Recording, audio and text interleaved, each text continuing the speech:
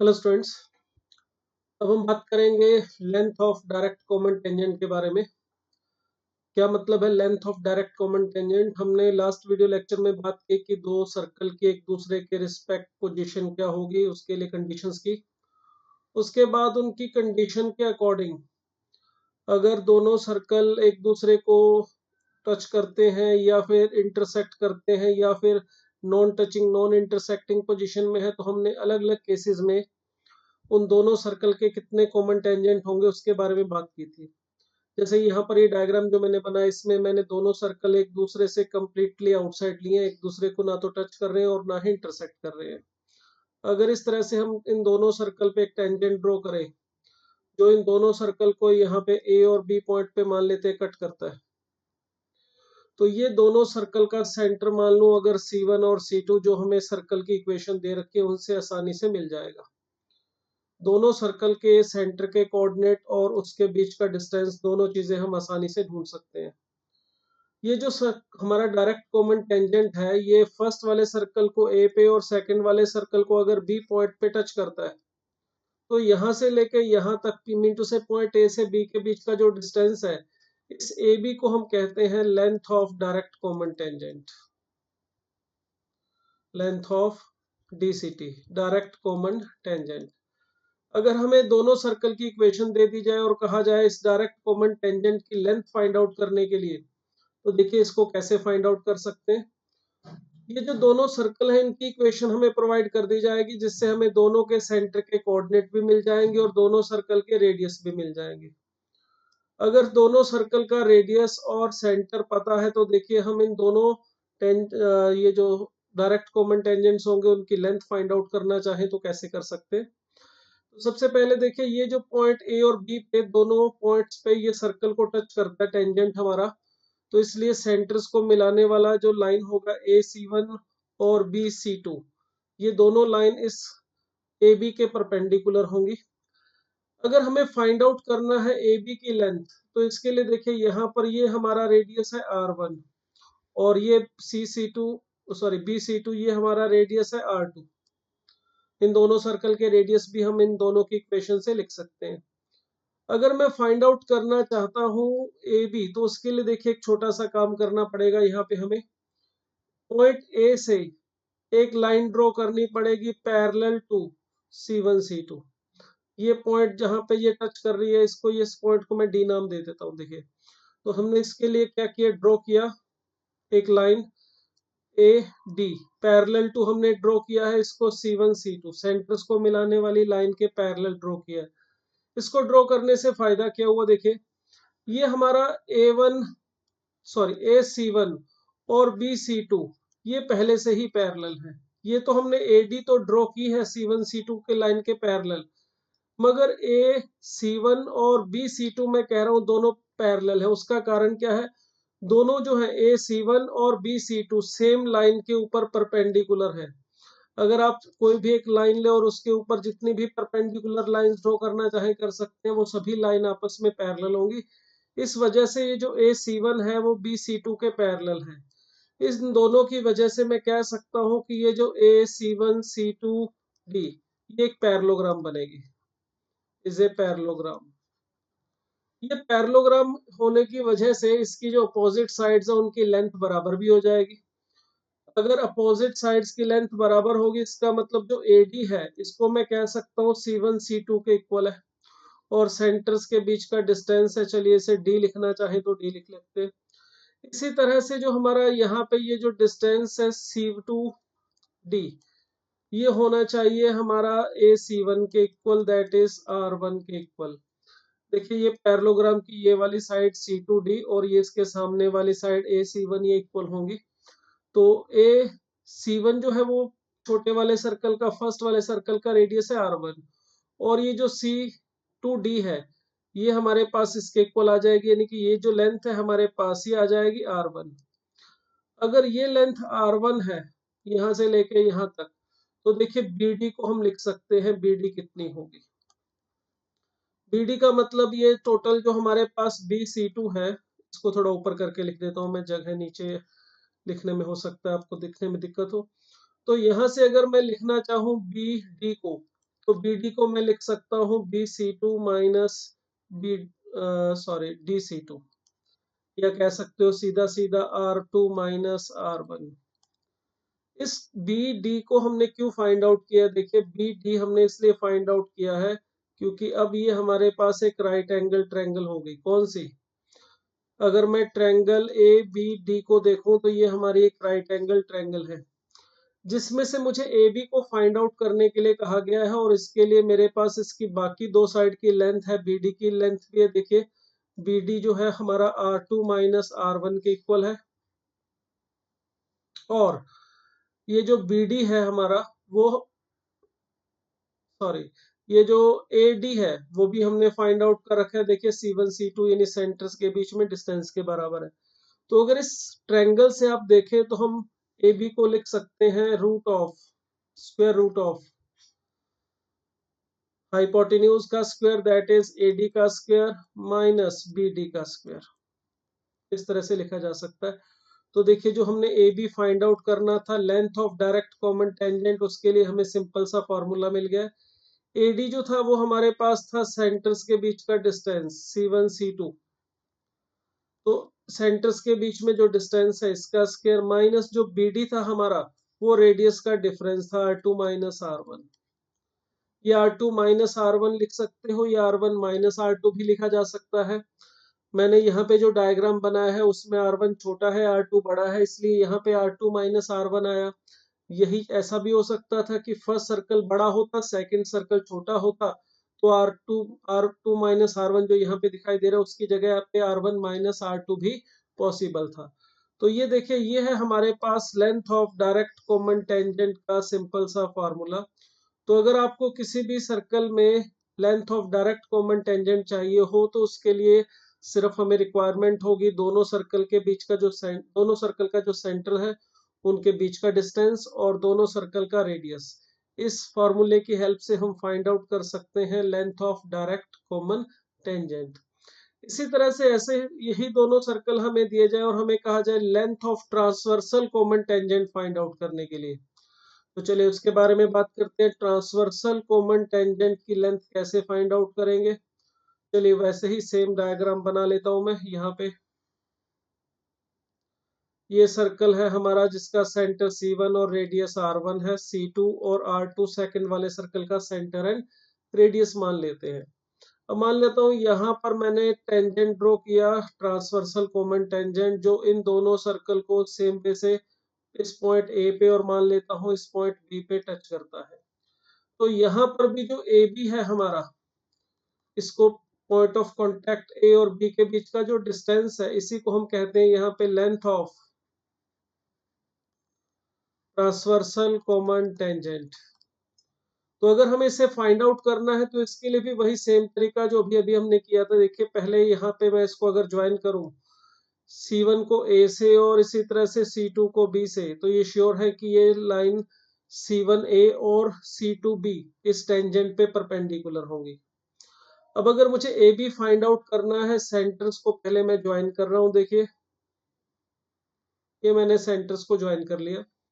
अभी जैसे हमने किया था कि अगर मुझे ये लेंथ फाइंड आउट करनी थी A B direct common tangent की लेंथ, तो पॉइंट ए से मैंने एक लाइन ड्रॉ की थी parallel to C1 C2, centres को मिलाने वाली जो लाइन है इसके पैरेलल मैंने यहाँ पे एक लाइन ड्रॉ की थी।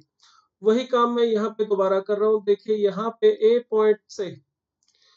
पॉइंट से मैं एक लाइन ड्रॉ कर रहा हूँ पैरेलल टू C1 C2, मगर अब उसको कहाँ तक लेके जाना है? देखिए हमने यहाँ पे पिछले वाले केस में ये जो लाइन ड्रॉ की थी वो इस BC2 को जहाँ कट कर रही थी बस वहीं तक हमने उसको रोक दिया था। अब इसमें भी ये थोड़ा सा चेंज हो रहा है। बस इसमें क्या करोगे, ये BC2 को कट तो नहीं करेगा क्योंकि ये BC2 के नीचे होगी, तो इसको पीछे खिसका देते हैं, BC2 को एक्सटेंड कर देते हैं। ये मान लेते हैं यहाँ पर दोनों डी पॉइंट पे कट कर रहे हैं, यहाँ पे रुक जाएंगे। तो जो हमने लास्ट पार्ट में किया था वही काम हम यहाँ पे कर रहे हैं। हम यहाँ पे ड्रॉ करते हैं एक लाइन AD जो पैरेलल हम ले रहे हैं C1 C2 के। ये हमने ड्रॉ की है अपने मर्जी से। अब देखिए C1A और C2B ये हमारे पहले से ही पैरेलल थे। रीजन, ये सेम लाइन AB के परपेंडिकुलर थे इसलिए ये आपस में पैरेलल होंगे। अब देखिए C1A C2B के पैरेलल है तो इसका मतलब ये C2D के भी पैरेलल होगा, क्योंकि सेम ही लाइन है। C2B लिखो या C2D लिखो। तो यहां से आप ये बात बोल सकते हो वही ADC2C1, ये जो क्वाड्रिलेटर है हमारी, ये एक पैरेललोग्राम बनेगी, इज ए पैरेललोग्राम। ये ADC2 ये पैरेललोग्राम बन गई, क्योंकि ये C1C2 इस AD के पैरेलल है और C1A जो है हमारे पास C2D के पैरेलल है, तो अपोजिट साइड पैरेलल है तो ये पैरेललोग्राम बन जाएगी। अगर ये पैरेललोग्राम है तो इसका मतलब इसकी अपोजिट साइड्स की जो लेंथ है वो इक्वल होगी। तो ये जो AD है इसे हम कह सकते हैं C1C2 के इक्वल होगा। इसी तरह से जो हमारा C2D है इसे हम कह सकते हैं रेडियस AC1 के इक्वल होगा, दैट इज R1 के इक्वल होगा। ये जो लेंथ है हमारे पास ये R1 है, ये वाली, तो ये भी R1 होगी। और ये है R2 BC2, तो इसका मतलब ये जो लेंथ है हमारी BD ये मिल जाएगी हमारी R1 प्लस R2। अब देखिए वही सेम कहानी, वही ट्रायंगल, अगर मैं ट्रायंगल ABD को देखूं और मुझे अगर AB फाइंड आउट करना है तो AB उसी पाइथागोरस थ्योरम से अगर मैं लिखना चाहूँ तो same formula AD square minus BD square, इस तरह से लिख सकते हैं। देखिए ये पाइथागोरस थ्योरम लगाई हमने इस ट्रायंगल ABD पे, तो AD हाइपोटेन्यूज है, AB हमारा एक तरह से बेस और BD परपेंडिकुलर है। तो यहाँ पे अगर मैं वैल्यू रख दूं तो लीजिए AB यानी डायरेक्ट ट्रांसवर्सल कॉमन टेंजेंट की लेंथ को फाइंड आउट करने के लिए फार्मूला आ गया AD में इंटू से C1C2 यानी सेंटर्स के बीच का डिस्टेंस, और माइनस BD का मतलब हो गया रेडियस का सम R1 प्लस R2 का स्क्वायर। तो देखिए ये हमारे पास फार्मूला मिल गया डायरेक्ट कॉमन टेंजेंट की, सॉरी ट्रांसवर्सल कॉमन टेंजेंट की लेंथ को फाइंड आउट करने के लिए। तो बहुत ही सिंपल से हमारे पास दो फार्मूले हैं डायरेक्ट कॉमन टेंजेंट और ट्रांसवर्सल कॉमन टेंजेंट के लिए। थोड़ा सा डिफरेंस है दोनों में, देखिए ये हमारे पास ट्रांसवर्सल डायरेक्ट कॉमन टेंजेंट की लेंथ थी, इसमें यहाँ पर R2 माइनस R1 आ रहा है, बाकी सब चीजें सेम है। और इस ट्रांसवर्सल कॉमन टेंजेंट के फार्मूले में यहाँ पर R1 प्लस R2 का स्क्वायर आ रहा है। अब ये हमारे पास डायरेक्ट कॉमन टेंजेंट और ट्रांसवर्सल कॉमन टेंजेंट की लेंथ के फार्मूले हो गए। तो length of direct common tangent, इसका फार्मूला था हमारे पास C1C2 यानी सेंटर्स के बीच के डिस्टेंस का square minus R2 minus R1 का स्क्वायर लिखो, या R1 माइनस R2 का स्क्वायर भी लिख सकते हो। इसी तरह से अगर हम लेंथ लेते हैं ट्रांसवर्सल कॉमन टेंजेंट की, तो इसके लिए भी देखिए हमारा फार्मूला हमें मिल रहा है C1C2 का square minus R1 plus R2 का स्क्वायर। सिर्फ तीन चीजें ही हमें चाहिए, दोनों सर्कल के सेंटर्स के बीच का डिस्टेंस, पहले सर्कल का रेडियस और दूसरे सर्कल का रेडियस, इन तीनों की हेल्प से हम फाइंड आउट कर सकते हैं इन दोनों टेंजेंट्स की लेंथ। यहाँ से एक चीज और नोटिस कर सकते हैं, देखिए R1 माइनस R2 की value definitely R1 plus R2 से कम होगी। तो इसका मतलब ये जो हमारे पास डायरेक्ट कॉमन टेंजेंट की लेंथ है वो देख सकते हैं ज्यादा होगी ट्रांसवर्सल कॉमन टेंजेंट की लेंथ से, क्योंकि इसमें फर्स्ट वाले में जो सब्ट्रैक्ट हो रही है क्वांटिटी वो छोटी है और सेकंड वाले में सब्ट्रैक्ट होने वाली क्वांटिटी बड़ी है। तो जितनी बड़ी वैल्यू माइनस करेंगे उतना ही साइज छोटा होता जाएगा। तो मतलब ये बोल सकते हो लेंथ ऑफ जो डायरेक्ट कॉमन टेंजेंट है हमारा वो बड़ा होगा किससे, length of transversal common tangent. ठीक है, तो ट्रांसवर्सल कॉमन टेंजेंट की जो लेंथ है वो छोटी रहेगी डायरेक्ट कॉमन टेंजेंट से। चलिए एक एग्जांपल लेते हैं इसके ऊपर, इसको अप्लाई करने के लिए। यहाँ पे देखिए हमें दो सर्कल की इक्वेशन दे रखी है और हमें इनके डायरेक्ट कॉमन टेंजेंट और ट्रांसवर्सल कॉमन टेंजेंट की लेंथ फाइंड आउट करने के लिए कहा है।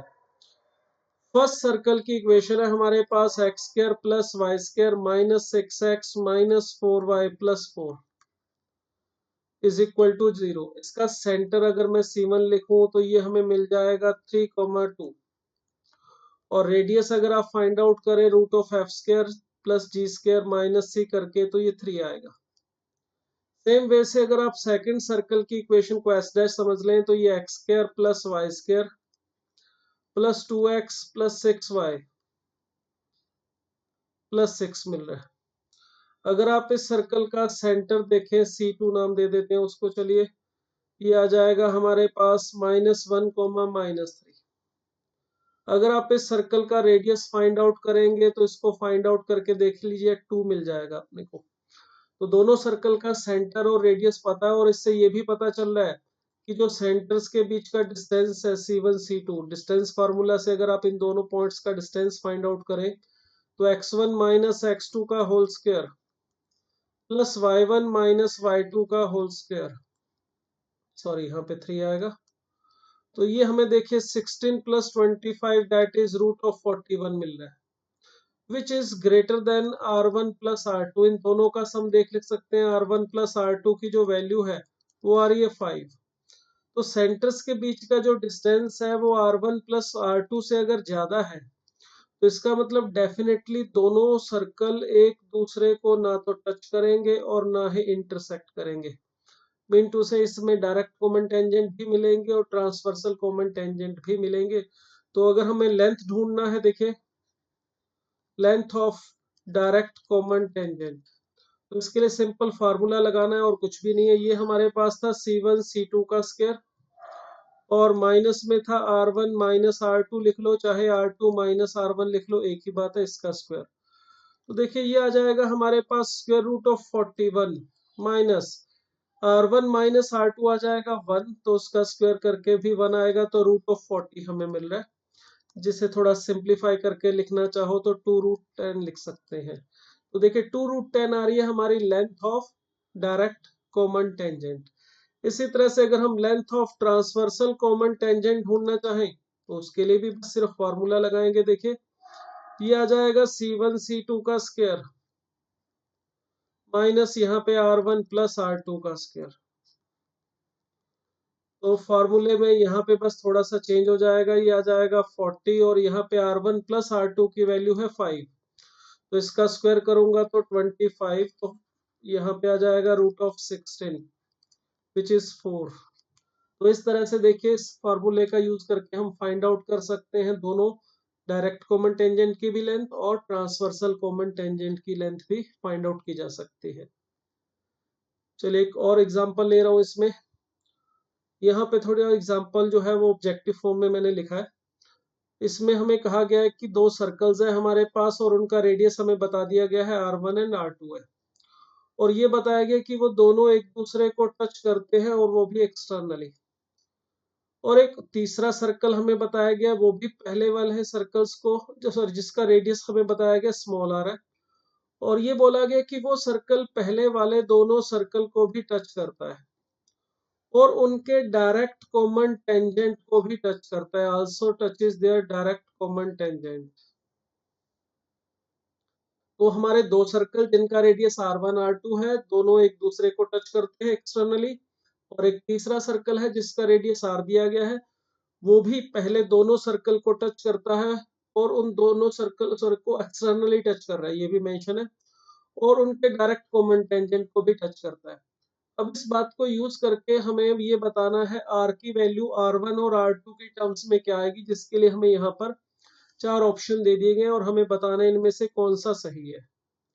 चलिए इसको सॉल्व करते हैं। इसको देखिए कैसे सॉल्व करेंगे।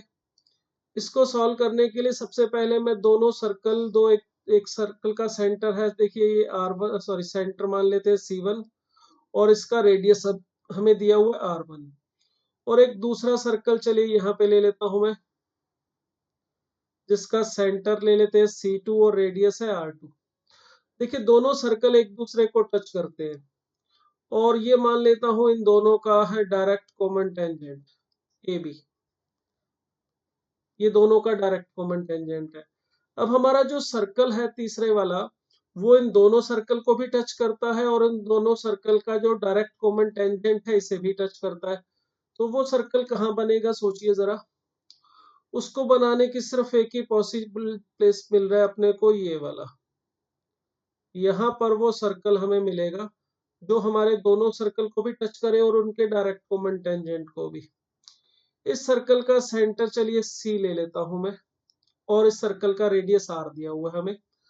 हमें R1 और R2 में रिलेशन ढूंढने के लिए कहा, या ऐसा कह सकते हैं स्मॉल r की वैल्यू R1 और R2 में ढूंढने के लिए कही गई है। अब इसको कैसे फाइंड आउट करना है, देखिए यहां से मैं C को अगर A से मिला दूं, सॉरी C1 को A से, ये इस AB पे परपेंडिकुलर होगा और ये रेडियस है हमारा R1। इसी तरह से यहां से C2 को भी अगर मैं B से मिलाऊं, परपेंडिकुलर ड्रॉ करूं, ये है सर्कल का रेडियस R2। और यहां से अगर मैं इसको ज्वाइन कर देता हूँ, चलिए इस पॉइंट को D लिख लेता हूं मैं, तो ये जो CD है हमारे पास वो R1 के इक्वल होगा। अब C1A फर्स्ट सर्कल का रेडियस है, C2B सेकंड सर्कल का रेडियस है, और CD है हमारा थर्ड सर्कल का रेडियस जिसको हमने R लिखा है। अब हमारा काम है इस R को इन terms of R1 R2 find out करना।